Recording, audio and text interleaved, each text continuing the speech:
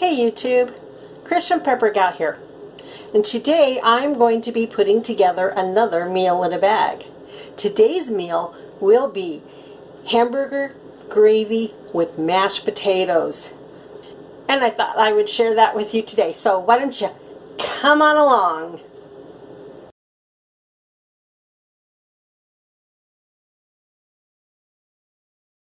The first thing we're going to do is take out our bag, and I'm using a Mylar bag. This is the 1 quart size.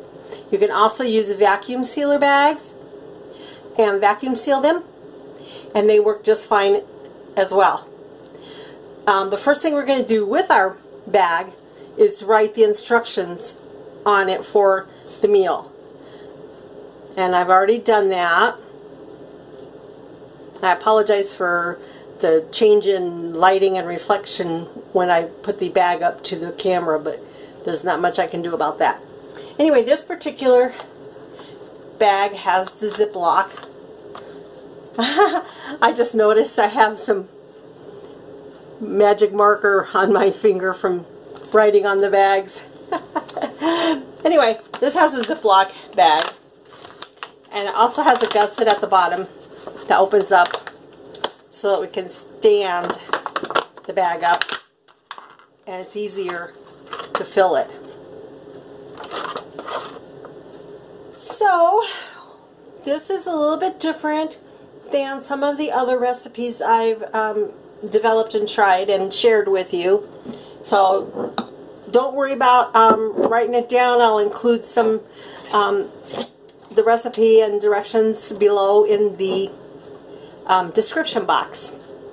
Okay, first thing we're going to do is, this is actually Mountain House freeze-dried hamburger meat,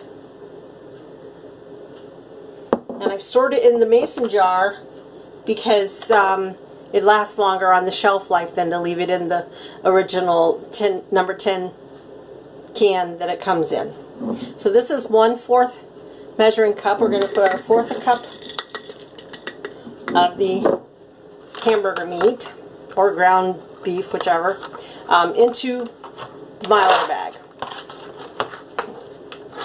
Then we're going to just kind of set that aside for a moment,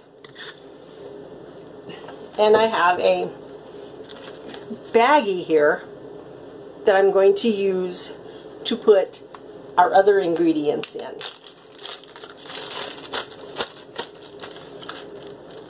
The first thing we're going to do is put in 1 cup of instant mashed potatoes. I'm probably going to make a mess with this, so just hope not too bad of a mess. Alright, and I'm going to pour that right in the baggie. Not too bad at all for mess-wise. Okay, then in the baggie we're also going to put in some gravy mix to make the gravy. And I'm using Pioneer country gravy mix. It's got a sausage flavor. And I've actually taken one of these packages, put it into a Ziploc bag, so it's easier for me to dig in and get out what I need for the recipe. You don't have to do that at home. I just did it for sake of easiness on the camera, or behind the camera. I'm going to put 3 tablespoons into the baggie with the mashed potatoes, or the instant mashed potatoes.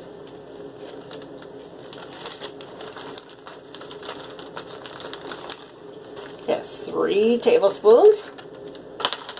And then the next thing we're going to do is put some powdered milk.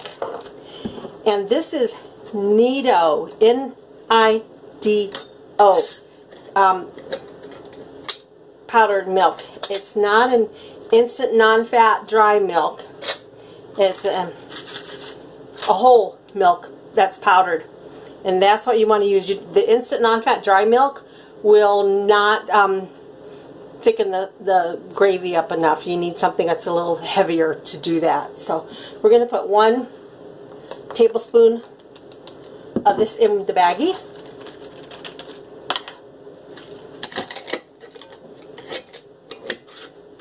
And then we're going to put some butter in. This is powdered butter.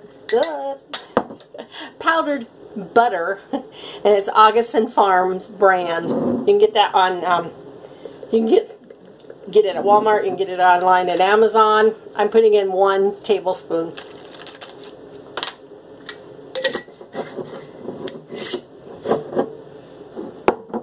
Anyway, and different places that you can get that powdered butter, and you don't have to use the Augustin Farms brand. It just happens to be the one that I like the most. Next up, we're going to put in some beef broth.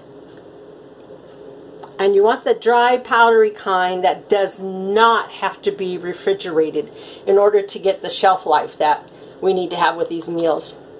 I'm going to put in 2 teaspoons of beef broth.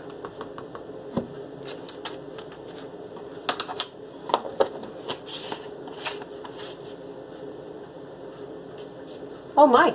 And that's it for the potatoes and gravy mix. So now what I'm going to do is, I'm not going to close it up. Just going to kind of even it out some. Take the bag and roll it like that. And then I'm going to set it inside the Mylar or the vacuum sealer bag with the ground beef that's in there.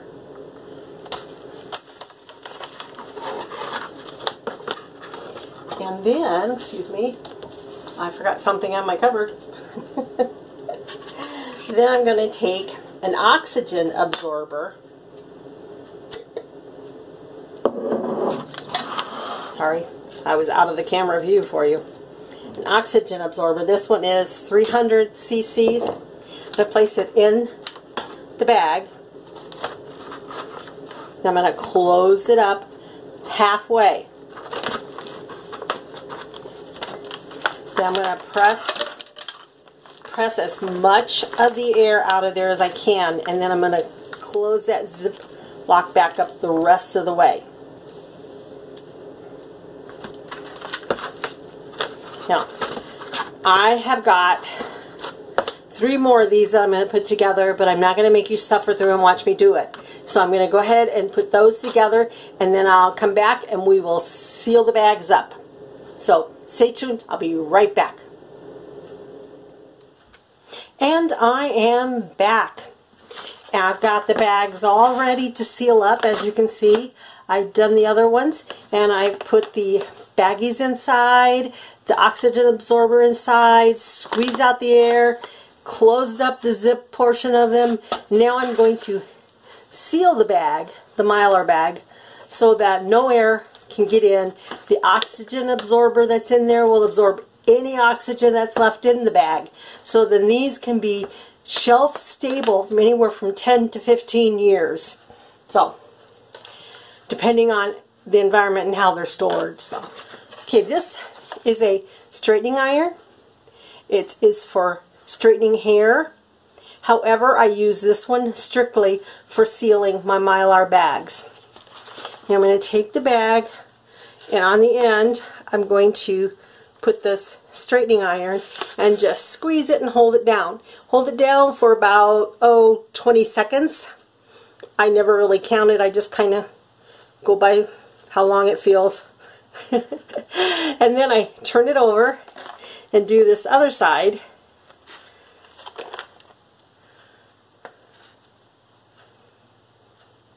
And you do want to be careful that you don't seal it all the way down to the Ziploc portion. Then I'm going to turn it over and do it again because it's had time for that first side to cool off just a little bit. And I just like to do a double take to make sure that it's fused together really good. And you don't have to be on quite as long that second time around.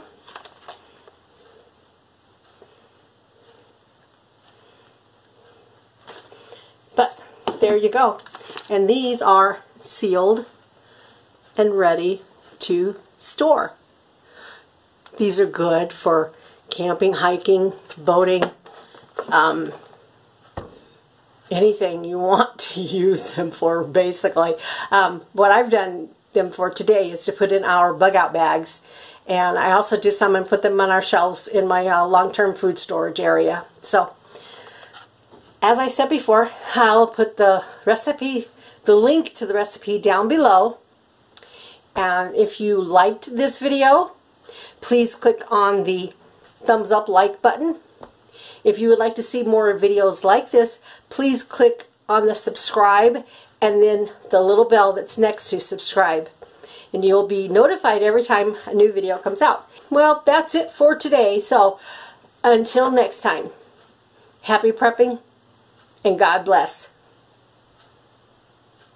Oh, and I almost forgot to tell you that if you want to see what the hamburger gravy and mashed potatoes looks like when it's all rehydrated and cooked up, I will do a video of that in the next couple of days or so.